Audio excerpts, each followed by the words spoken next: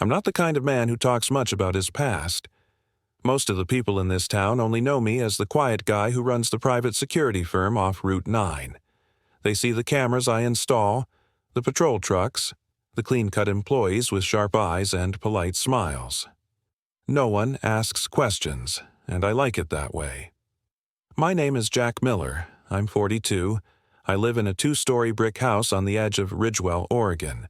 Population just under 8,000. It's the kind of place where everyone waves at stop signs, and the coffee shop closes at 4. I moved here 12 years ago after I left the service. I don't tell people where I served. If they knew, they'd look at me differently. Now, I'm a father. That's what matters most. My son, Sam, is 13. Smart kid. He's got this quiet wisdom to him that makes adults stop mid-sentence. We read the paper together every morning. He always starts with the world news. That's how I know he's mine. We take long walks in the forest behind the property. I teach him things he doesn't realize he's learning. How to move without sound. How to watch the horizon. How to breathe when you're afraid. I built this life. Brick by brick. After years of shadows, I chose light. I chose peace. Then something shifted. It started small. Things always do. My partner, Sam's mother, Claire, started coming home later than usual. She'd leave in a hurry, say something vague about a showing or a closing. Real estate, she claimed, was taking off again. The market was booming. She was grabbing the wave. At first, I believed her. I wanted to. But then I noticed the texts, the ones she'd angle her phone away to answer, the half-smile she couldn't quite hide, the days she came back with perfume I hadn't bought her, the empty glances during dinner. Still, I waited, watched. I've learned that silence is often louder than confrontation. Then one night something happened that silence couldn't answer. It was just after 10 p.m. I'd been out on a late call. Some idiot trying to cut through a client's back fence. When I got home, the house was dark. Claire's car wasn't in the driveway, but Sam's bike lay abandoned on the lawn. My stomach turned. Inside, I found him on the couch, one arm in a sling, a cut across his temple. His face was pale, but his eyes were steady. I knelt in front of him. What happened? He hesitated, swallowed hard. They were in the house, he said quietly. 3 of them. I didn't know who they were. They? My voice was still, but something cold settled into my spine. One guy was talking to Mom in the kitchen. I heard laughing. Then I heard yelling. I came downstairs and... He paused. I told him to leave. I said this was our house. He wouldn't look at me when he said the next part. One of them pushed me. I fell. Down the stairs. There's a silence that follows betrayal, a silence more violent than screams. I looked at my son, my boy, and saw something that should never be in a child's eyes. Shame, like he thought it was his fault. I wanted to find them right then, wanted to know their names, their faces, where they slept at night. But I didn't say a word. I checked his injuries. Cracked ribs, bruises, a likely concussion. He'd already cleaned himself up, afraid I'd overreact. He knew me too well. When I asked where Claire was, he just shrugged. That night, I didn't sleep.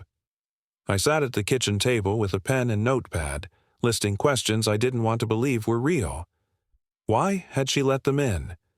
Who were they? What did they want? And why, above all, had they hurt him? I didn't go to the police. I didn't need them.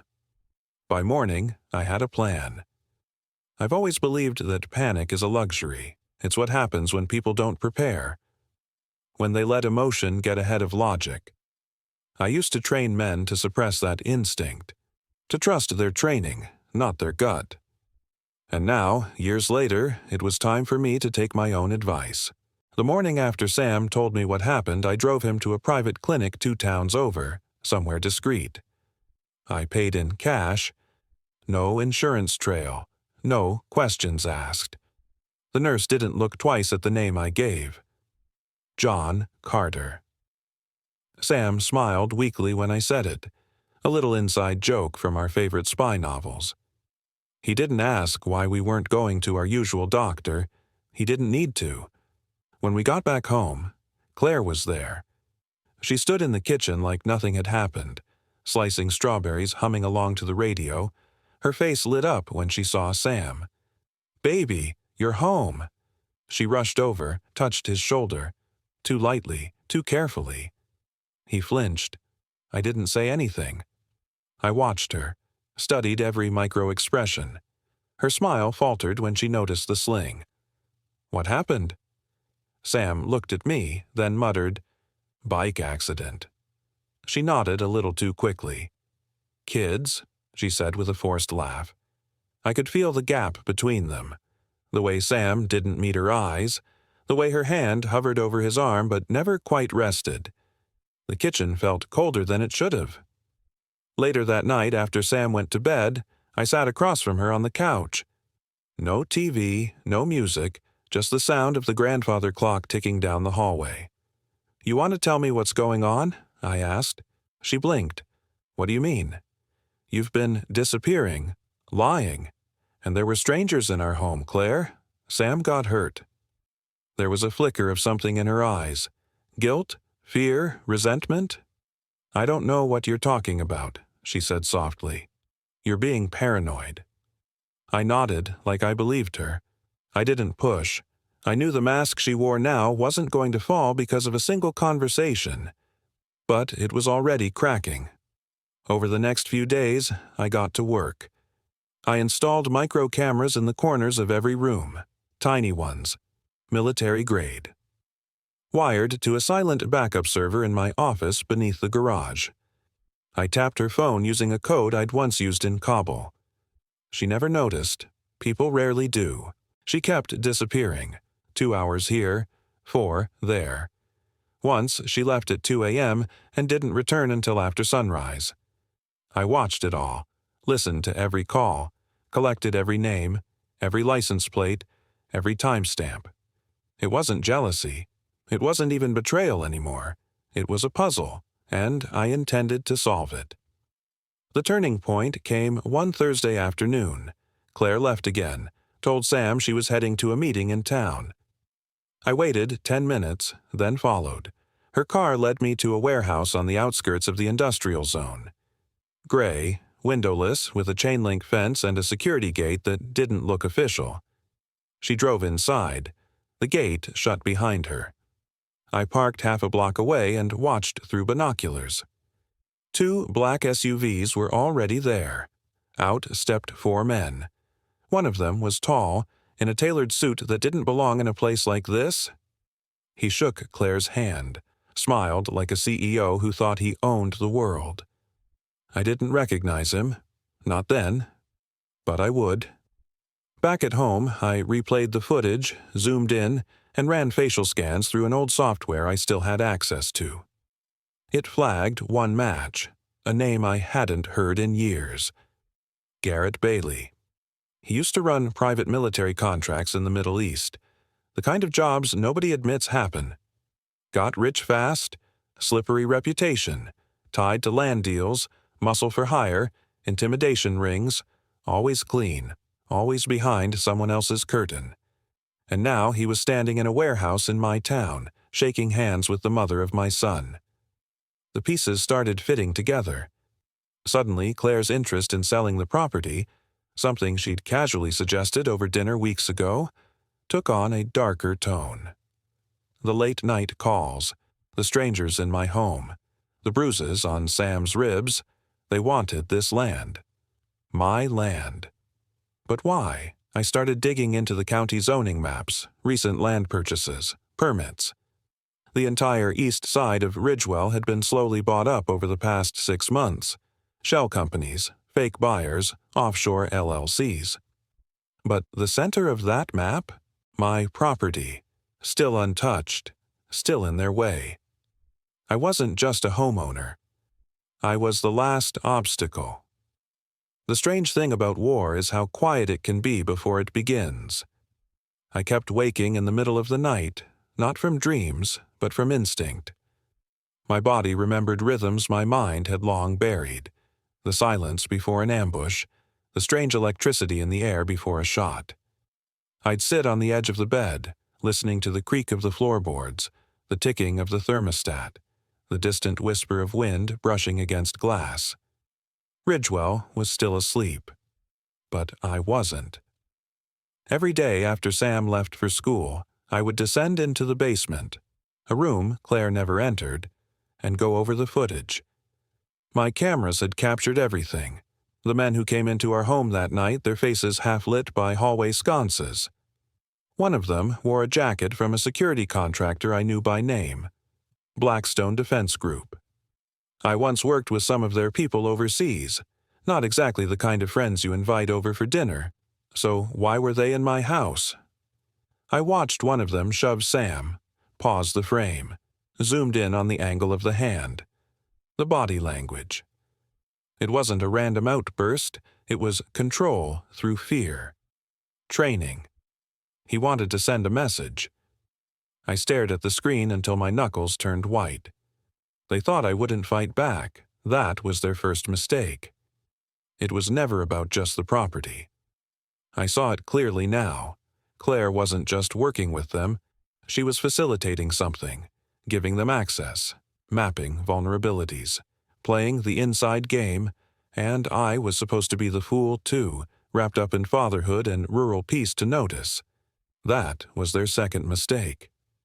I began my work the way I'd been trained. Step 1. Isolate the players.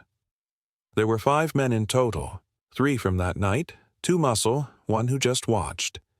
Then Garrett Bailey, the man pulling the strings, and finally a wild card, someone Claire kept calling late at night whose name she never said, only initials. D.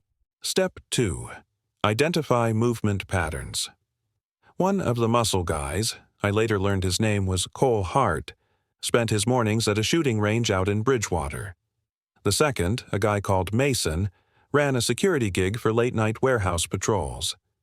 The third, the watcher, didn't appear again. Ghosted. Maybe he'd been pulled off the job. Step 3. Wait. People assume revenge is impulsive, some explosion of rage. But real retribution, the kind that means something, that lasts, it's slow, it's quiet, it's strategic. The first one was easy. I followed Cole home one evening after he left the range. He took the same route every night, predictable as a metronome. I waited until he pulled into the car wash at the edge of town. That place had no cameras. I knew. I installed their old system years ago. When the water started spraying over his truck, I walked up from behind. He didn't see me coming. I didn't kill him. Not yet. That wasn't the point. I needed information, needed to know what he'd been told, what he thought he was doing. I needed him afraid, but conscious. What I learned confirmed what I'd suspected. Claire had promised the group I'd eventually fold. Sell the land, that I was just playing tough. They were here to apply pressure, the phrase he used, like we were in a negotiation instead of my living room. When I was done with him, I made sure he wouldn't be back in Ridgewell. He'd be found 2 states over, tied up in a motel with a note pinned to his chest. Next time, I won't be this kind. I knew Mason would come looking after Cole didn't show. That's what happened. 2 nights later, I heard the crunch of gravel outside the house just after midnight. I turned off the lights, grabbed the old Beretta I kept beneath the floorboard, and waited by the back entrance. He didn't even make it past the second motion detector before I had him on the ground with a knee to his spine. He didn't fight long. They always expect you to call the cops. They don't expect you to drag them into the barn, zip-tie them to a support beam, and interrogate them like you're back in Kandahar. Mason cracked faster than Cole. Told me there were recordings. Claire had been feeding them footage from inside our home. Audio. She'd bugged the hallway, said Garrett was cleaning up the area to prepare for a major investment. A resort, maybe, or a private compound for VIPs. They needed full control, No resistance. The neighborhood had mostly sold off. Quiet buyouts, threats in some cases. But I was the last holdout, the only one who pushed back. I asked him about Dee. He hesitated. Not local, he said. Private, connected. That's all I know. By the time the sun rose, Mason was gone too. Not dead, but far enough away that he wouldn't return. I sent a message with both of them. I let Garrett know I was coming. The next day, Claire didn't come home. Her phone went dark. Her bank accounts, the ones I'd been quietly tracking, showed 2 large transfers. One to a law firm in Miami, the other to a numbered account in the Caymans. She was getting ready to vanish. She knew what was coming. But I wasn't done yet. I still had one more name to cross off, the one behind it all, the man who thought he could buy silence. Threaten a child. Move through small towns like a god. Garrett Bailey. What I had planned for him wasn't about revenge. It was about justice, the kind you don't find in courtrooms, the kind you carry out with your own hands. He wasn't hiding. That surprised me more than it should have. Garrett Bailey, the man behind the faceless thugs, the schemes, the manipulation. He wasn't in some offshore estate or surrounded by security details.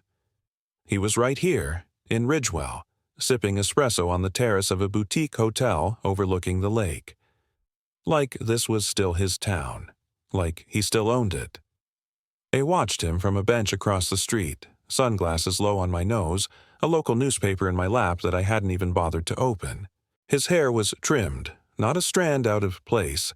Tailored navy blazer, tan slacks, loafers without socks, the kind of wealth that doesn't need to announce itself because it already assumes you know. I waited until he was alone. No bodyguards, no Claire, just Garrett, his drink, and a half smile like he was remembering something amusing. I crossed the street slowly. When I reached his table, he looked up and smiled. "Mr. Miller," he said, like he was greeting a business partner. "I was wondering when you'd stop playing defense." His voice was calm, friendly. It took effort not to flip the table and break his jaw with the butt of my sidearm. "You laid your hand too early," I said. "Now I'm holding all the cards." Garrett leaned back in his chair. "I don't play cards, Jack. I buy the deck." He glanced around the plaza as if daring me to do something in public. But he was bluffing. There were no cameras here. I'd made sure of that. And the men he used to rely on were either too scared or too far gone to back him now. "You threatened my son," I said. "You broke into my home. You thought you were buying property, but what you stepped into was something else entirely." "I know exactly what I stepped into," he replied. "A man stuck in the past. You still think there's a war worth fighting." "There is," I said, "but it's not your war anymore." For a moment his eyes shifted. Just for a breath. Not fear, not regret. Calculation. He was measuring the situation, weighing the odds. Then I handed him a flash drive. "What's this?" he asked. "Everything," I said. "Financial records, audio files, video of your people crossing state lines, armed, trespassing, kidnapping. I even found an old offshore account Claire used. You've got 10 hours to disappear. After that, it goes public. Federal, untraceable." His fingers curled around the drive. "And if I don't?" he asked. I leaned in. "I will come back, and it won't be for conversation." He didn't laugh this time. 3 days later, he was gone. Vanished. His company folded under a pile of civil lawsuits and quiet investigations. Properties frozen, accounts emptied, Ridgewell was left untouched. The buyers backed off.